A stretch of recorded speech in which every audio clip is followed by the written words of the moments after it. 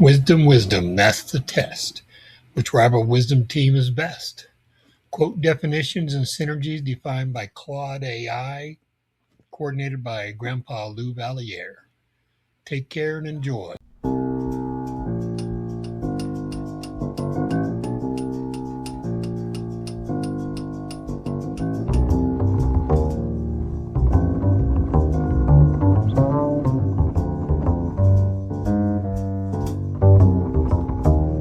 Team 50 A Build Well. Quote definitions, biographical context and synergy analysis to replace hate with motivational education. To guidealife.com. Quote 50.1. A penny saved is a penny earned. Benjamin Franklin 1706 to 1790. Quote definition. Every resource conserved, through diligence, frugality, and careful stewardship, has the same practical value as a resource earned through new effort, because the conserved resource is immediately available where the earned one required the work of producing it.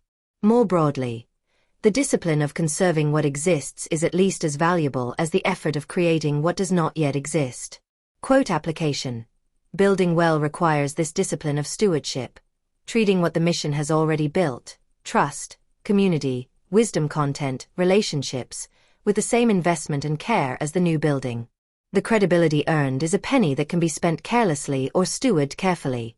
The community trust built is a resource that conservation extends and carelessness dissipates. Build well. Steward carefully. Benjamin Franklin appears throughout these 52 teams. His practical wisdom is among the most range-covering in the collection. Born in 1706 in Boston and largely self-educated, Franklin's observation, "A penny saved is a penny earned," is perhaps the most widely attributed saying in American popular wisdom, though the exact formulation evolved through various versions across his Poor Richard's Almanac publications. The principle behind it, that the discipline of conservation is as productive as the discipline of creation, reflects his lifelong engagement with the practical mechanics of building material and social capital. He had built his printing business, his civic institutions, and his diplomatic reputation through exactly the paired discipline, earning new resources through genuine effort and conserving what was earned through genuine care. This quote specifically encourages individuals to 1. Apply the stewardship discipline to every resource the mission has built, the community trust, the earned credibility, the wisdom content developed, treating conservation as the equal of creation in value and priority. 2. Recognize that the careless spending of earned trust, credibility, and community goodwill is as costly as failing to earn them in the first place. What is built can be dissipated, and conservation prevents it. 3. Build the saving habit alongside the earning habit. The mission that creates new resources while stewarding existing ones builds compound value over time in the way that creation without conservation cannot. Quote 50.2. Virtue is the fount whence honor springs. Christopher Marlowe 1564 to 1593. Quote definition. Genuine honor. The respect, the reputation, the acknowledged standing that comes from being genuinely trustworthy and genuinely excellent is not cultivated directly but flows from its source. Genuine virtue. Virtue is the fountain. Honor is what flows from it. Pursuing honor without virtue is attempting to draw from a fountain that doesn't exist. Cultivating virtue without pursuing honor allows the natural flow to follow as it will. Quote application. The mission that builds genuine virtue, genuine commitment to human dignity, genuine honesty in its dealings, genuine care for the communities it serves, will find that genuine honor follows as Marlowe describes, a natural flow from its source rather than a manufactured product of direct pursuit. Build the virtue. The honor will spring from it. Christopher Marlowe appears in teams 39 and 48 as well, where his observations about money's bargaining position and the hunger that statistics cannot feed anchored those frameworks. Born in 1564 in Canterbury and dying at 29, Marlowe's brief career produced some of the most powerful dramatic work in English before Shakespeare's full emergence. His observation about virtue as honor's fountain comes from his play Tamburlaine the Great. The conquering hero who builds an empire of genuine power and reflects the Renaissance humanist conviction that genuine excellence of character was the foundation from which everything genuinely worth having, including honor, naturally flowed. Whether Marlowe himself lived consistently by the principle is historically uncertain. The principle itself is as sound as his best dramatic work. This quote specifically encourages individuals to 1. Invest in genuine virtue, the actual commitment to what is right, honest, and genuinely excellent, as the source from which genuine honor will naturally flow rather than pursuing honor through methods that bypass its necessary source. 2. Apply the fountain metaphor precisely. The honor that flows from genuine virtue is self-replenishing. The honor manufactured without the virtue runs dry because there is no genuine source sustaining it. 3. Apply Marlowe's principle to the mission.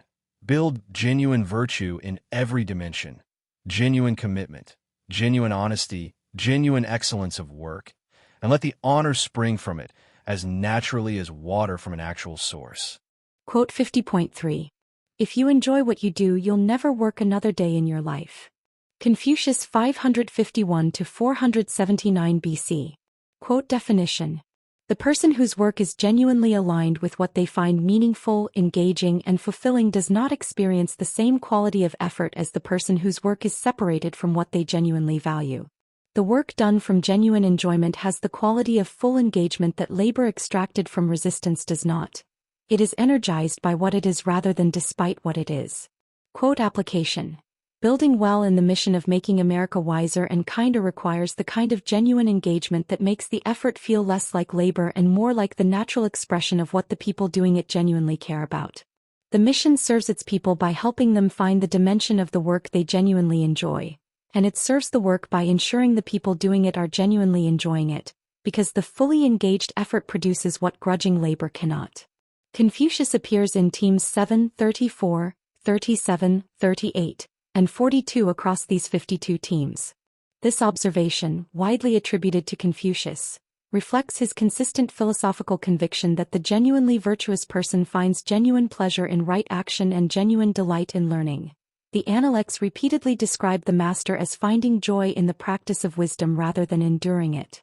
Whether the specific formulation originates in the Analects or in the long tradition of sayings attributed to Confucius is somewhat uncertain, but the principle is entirely consistent with his recorded teaching.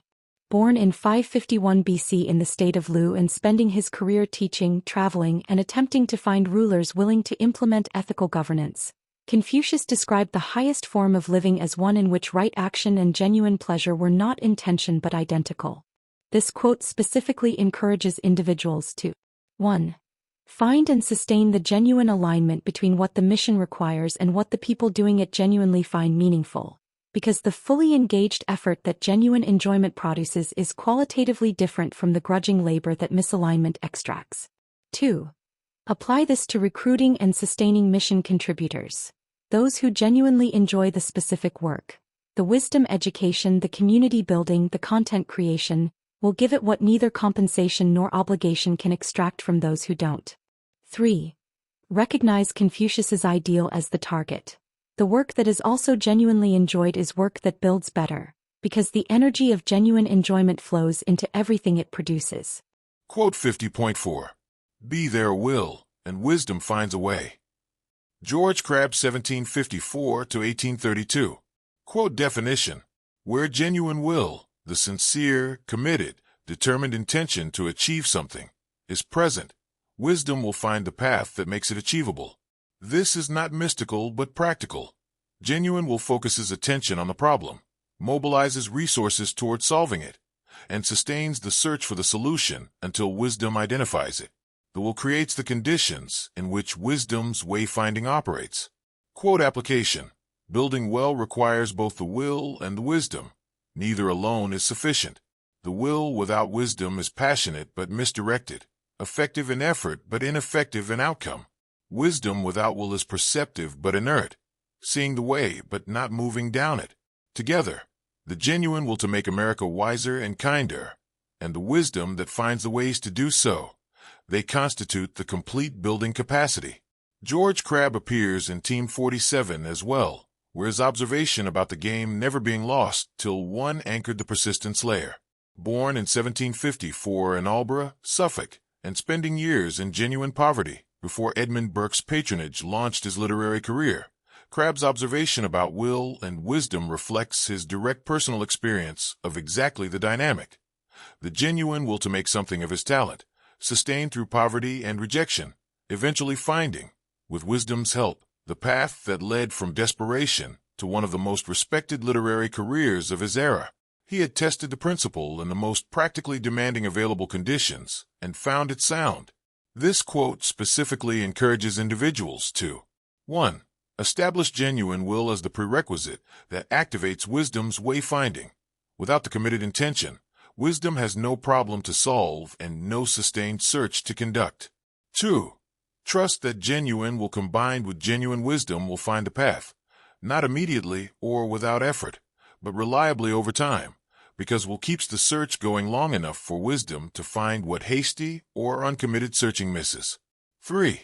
Apply Crabbe's paired principle to the mission, the genuine will to serve human dignity, combined with the wisdom that 52 teams of accumulated human insight provides, will find the ways that either alone cannot identify. Quote 50.5. The surest way to fail is not to determine to succeed. Richard Brinsley Sheridan 1751–1816. Quote definition. Failure is most reliably produced not by bad circumstances, insufficient talent, or adverse fortune but by the absence of genuine determination to succeed. The failure to make the committed prior decision that success is what is being worked toward. Without that prior determination, effort is tentative, persistence is limited, and the first serious obstacle produces the abandonment that the uncommitted person was already half expecting. Quote application. Building well requires the prior determination that Sheridan names as success's necessary condition. The mission that has not genuinely determined to succeed, that maintains comfortable ambiguity about whether the work will be given what it requires, has already taken the surest path to failing. Determined to succeed, make it the standing prior commitment that shapes every subsequent decision. Richard Brinsley Sheridan was born in 1751 in Dublin, the son of an actor and theatre manager, educated at Harrow School, and became both the most celebrated comic playwright of the late 18th century. His The Rivals and The School for Scandal are masterworks of English comic drama, and a member of Parliament for more than 30 years whose oratory was widely considered the finest of his era. He managed the Drury Lane Theatre for decades, was a close friend of Charles James Fox and the Prince of Wales, and died in relative poverty in 1816, pursued by creditors, after a life of spectacular achievement and spectacular financial mismanagement.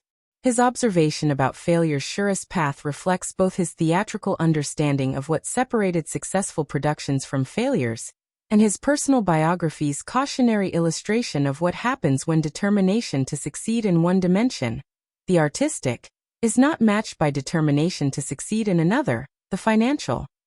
This quote specifically encourages individuals to 1.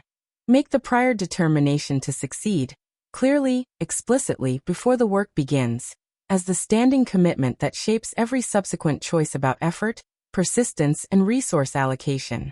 2. Recognize the absence of prior determination as itself a form of guaranteed failure. The uncommitted person has already ensured that the first serious obstacle will produce the abandonment they were never fully decided against. 3. Apply Sheridan's surest path insight to the mission. Determined to succeed in making America genuinely wiser and kinder. Not as a hope but as a prior commitment, and let that determination shape everything that follows. Quote 50.6. Self-confidence is the first step to great undertakings. Samuel Johnson 1709–1784. Quote definition. The genuine belief in one's own capability to accomplish something significant is not arrogance but the necessary first condition of every great undertaking, because the great undertaking that is not begun cannot be accomplished, and the great undertaking is not begun by the person who does not genuinely believe they can attempt it. Self-confidence is the first step precisely because without it the second step is never taken. Quote application. Building the mission of making America wiser and kinder is a great undertaking that requires the self-confidence Johnson names as its first step. Every person who carries the mission forward, who shares wisdom with a resistant audience, who builds community across division, who writes the workbook or produces the content, takes that first step from genuine self-confidence that the work is within their capacity to do. Without it, the great undertaking never begins. Samuel Johnson was born in 1709 in Lichfield, Staffordshire, the son of a bookseller, educated at Pembroke College, Oxford, which he was forced to leave for lack of funds, and became through sheer force of intellect and will the most celebrated English man of letters of the 18th century. His Dictionary of the English Language, 1755, his Lives of the most eminent English poets, his periodical essays in The Rambler and the Idler, and his biography by James Boswell together constitute one of the most remarkable literary careers in the language. He suffered from depression, physical ailments, and financial difficulty throughout much of his life, and his observation about self-confidence as the first step to great undertakings comes from a man who had to supply that confidence himself, from within, in conditions that provided little external reinforcement of it. He had started the great undertaking of the dictionary. 9 years of work that he completed largely alone, from exactly the self-confidence he named as the necessary first step. This quote specifically encourages individuals to 1. Cultivate genuine self-confidence, the honest belief in one's own capacity to attempt something significant, as the deliberate first step toward any great undertaking, because the undertaking that is not begun cannot be accomplished. 2. Apply this to everyone the mission serves. The first step for every person the mission seeks to develop is the confidence that wisdom development is within their capacity, and providing that confidence is itself part of the mission's work. 3. Use Johnson's own dictionary as the biographical illustration. 9 years of work completed largely alone, begun from self-confidence that the conditions of his life did not supply and that he had to generate himself from within. Quote 50.7. Doing nothing for others is the undoing of ourselves. Horace Mann, 1796 to 1859. Quote definition. The self that withholds from service to others, that turns inward, that refuses the call of genuine contribution, that protects itself from the demands of genuine care for others' flourishing, does not preserve itself through that withholding, but undoes itself. Genuine selfhood is constituted through contribution. The self that contributes nothing to others loses what it was withholding its contribution to protect. Quote application. Building well is building for others. The mission's entire project, making America wiser and kinder, is the doing for others that man names as the condition of genuine selfhood, rather than its sacrifice. The person who asks, "What do I get out of this?" is asking the question backward. The getting is inseparable from the giving, and the self that withholds is the self that undoes. Horace Mann appears in Teams 46 and 49 as well, where his principles about seeking truth and prevention over cure anchored those frameworks. Born in 1796 in Franklin, Massachusetts, and becoming the most important figure in the history of American public education, Mann spent his career in explicit service to the children of Massachusetts, and eventually of the nation, transforming public schooling from what it was into what it became. His observation about doing nothing for others being the undoing of ourselves came from a man whose entire professional life was the direct refutation of the self-preserving inward turn. He had done extraordinarily much for others and found, consistently, that the doing was not the sacrifice of himself, but the fullest expression of it. He died while still in active service at Antioch, still doing. This quote specifically encourages individuals to 1. Understand service to others not as the sacrifice of self-interest, but as its fullest expression, because the self is constituted through contribution and undone through its withholding. 2. Apply man's undoing principle to the mission's sustaining motivation. The people who carry this work are not sacrificing themselves for others, but building themselves through the service that constitutes genuine selfhood. 3. Use this as the standing answer to the inward turn. The self that withholds from genuine service is undoing what the service would have built, and the mission is both the doing for others and the building of selves that the doing inseparably produces. Quote 50.8. Character is much easier kept than recovered. Thomas Paine, 1737 to 1809. Quote definition. The maintenance of genuine character, the ongoing commitment to honesty, to integrity, to the standards that constitute genuine trustworthiness, is incomparably less costly than the recovery of character after it has been compromised. Character kept is a continuous low-cost discipline.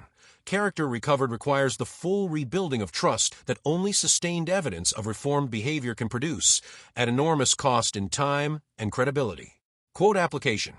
Building well requires keeping the character that building depends on, because the mission that compromises its integrity for short-term advantage, that cuts corners in honesty or commitment, that allows its character to slip pays the recovery cost rather than the maintenance cost. And Payne is right. The recovery cost is vastly higher. Keep the character. The building that it makes possible is worth incomparably more than whatever the compromise would have saved. Thomas Paine was born in 1737 in Thetford, Norfolk, England, worked as a corset maker, sailor, schoolteacher, and excise officer before emigrating to America in 1774 with a letter of introduction from Benjamin Franklin, and became, through Common Sense, The American Crisis, and the Rights of Man, one of the most consequential political writers of the Revolutionary era on both sides of the Atlantic. He spent time in a French prison during the Terror and nearly went to the guillotine, lost his American popularity through the Age of Reason's deist arguments, and died in relative obscurity in New Rochelle, New York in 1809. His observation about character being easier kept than recovered reflects both his philosophical conviction about the importance of integrity and his personal biography's illustration of the recovery costs. His late-life unpopularity in America required exactly the long, costly, difficult recovery from a credibility deficit that keeping the character would have avoided. He understood the principle from the experience of its violation. This quote specifically encourages individuals to 1. Maintain the ongoing discipline of character keeping as the far cheaper alternative to the recovery project that character compromise makes necessary. The maintenance cost is continuous but small. The recovery cost is occasional but enormous. 2. Apply Payne's cost comparison to every temptation to compromise the mission's integrity. The short-term saving or convenience is real. The recovery cost is also real, and the comparison consistently favors the maintenance. 3. Build the character-keeping discipline into the mission's culture as the standing commitment. Not dramatic virtue in high-stakes moments, but the steady maintenance of honesty, commitment, and genuine care in every ordinary moment where character is quietly kept or quietly compromised. How they work together as a unified philosophy to replace hate with motivational education to guidealife.com. The Build Well Framework. Resource layer, saving as earning and virtue as honor source, quotes 1, 2. Franklin, established the stewardship discipline, the penny saved is the penny earned, making conservation of what is already built as productive as the creation of what does not yet exist. Marlowe, provide the source from which the most important resource, genuine honor, naturally springs, virtue, which cannot be manufactured by direct pursuit but only cultivated at the source from which honor flows. Together, the stewardship and the source of building well. Franklin's saved penny is the discipline of conserving what is already built, the trust, the credibility, the community goodwill, with the same investment that earned it. Marlowe's virtue as fountain is the source of the honor that makes the penny worth earning and saving. Genuine virtue generates genuine honor, and the mission that cultivates one will find the other flowing naturally. Energy layer, enjoyed work and will with wisdom, quotes 3, 4. Confucius, established the fully engaged effort of genuinely enjoyed work as the qualitative energy source that builds most effectively. The person who enjoys the work brings what obligation and compensation alone cannot extract. Crabbe, provide the paired condition for effective building, genuine will activating wisdom's wayfinding, ensuring that the energy of enjoyed work is directed by the committed intention that keeps wisdom searching long enough to find the path. Together, the energy and the direction of building well. Confucius's enjoyed work is the energy, the fully engaged, intrinsically motivated effort that brings more of the person to the work than duty alone can mobilize. Crabbe's will finds wisdom finds way is the direction, the committed intention that keeps the energized effort searching long enough for wisdom to identify the path. Enjoy the work, will the outcome, let wisdom find the way. Commitment layer, determined to succeed and first step of confidence, quotes 5, 6. Sheridan, establish prior determination to succeed as the necessary commitment that shapes every subsequent choice, the surest path to failure being the failure to make this determination first. Johnson, provide the first step that makes the great undertaking possible, self-confidence, ensuring that the prior determination to succeed is backed by the genuine belief in one's own capacity to attempt it. Together, the commitment and the confidence of building well. Sheridan's prior determination is the commitment, made before the work begins, shaping every choice that follows, preventing the first serious obstacle from producing the abandonment that uncommitted effort always risks. Johnson's self-confidence is the first step that the prior determination requires to actually begin, the honest belief in one's own capacity to attempt something great, without which the great undertaking never starts. Determine, then step forward in confidence. Character layer, service builds self and character kept, quote 7, 8. Man, establish service to others as the condition of genuine selfhood rather than its sacrifice. Doing nothing for others is the undoing of ourselves, making building well for others simultaneously the building of the self that does the building. Pain, close the framework with the most economical available principle of character, easier kept than recovered, making the continuous discipline of character maintenance the far cheaper alternative to the occasional catastrophic cost of character recovery. Together, the purpose and the protection of building well. Man's service builds self ensures that the building is genuinely for others and genuinely for the builder simultaneously, the undoing of self through withholding being the permanent reminder that genuine contribution is self-constituting rather than self-sacrificing. Pain's character easier kept ensures that what the building is made of, the integrity, the honesty, the genuine commitment, is maintained through continuous low-cost discipline rather than allowed to slip into the high-cost recovery that character compromise makes necessary. Free easy extra advantage math, spelling and reading workbooks you can download for free at stop2think.com or buy at educationstopshate.com. Free easy math wisdom workbooks with octo repetition to grow math self-confidence. You'll get plenty of repetitive practice of age ranges and averages of our 52 teams of 8 quote authors. Free easy alpha cipher-coded puzzles teach letters, numbers and phrases using antique wisdoms that encourage and educate. Can you decode this cipher quote of encouragement using either our learning to spell or just for fun instructions? And since time is money, practice reading faster with 52 teams of antique rival wisdoms that have passed the test of time to encourage, educate and entertain generations for centuries. We offer printed versions and timed videos with background music. Sign up for free weekly emails of 52 teams of antique rival wisdom workbooks with easy math, spelling and reading practice. And, if you'd like to get paid for sharing our wearable wisdoms, keep this in mind. Everyone I know wears a shirt, and most of us change them daily, so change your shirt and change the world. Social equalities are blatantly subliminal antique positive wisdoms repetitively shared without saying a word. This applies to all our wearable shareable wisdoms. Like pretty witty baby onesies and baby tees that you and others will see and read multiple times a day. The same is true with pretty witty kids, but they'll also share these wisdoms with anyone that can read at daycare or school. Youthful truths let your kids gain confidence sharing antique wisdoms with their friends. Imagine them sharing words of wisdom with classmates and teachers. Therefore I think tees I wear is a super easy way to share words of wisdom that have passed the test of time.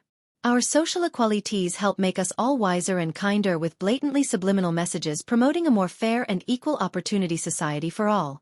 And don't forget our giftwisdoms.com for birthdays and holidays that makes it easy to share the wisdom with clothing, coffee mugs and magnets. So do the future a favor by encouraging, educating and entertaining with words of wisdom that have passed the test of time to make us all wiser and kinder. With wearable wisdoms to fit babies, kids and adults. You can clothe a whole family, city or state. Join the 52 of 8 today.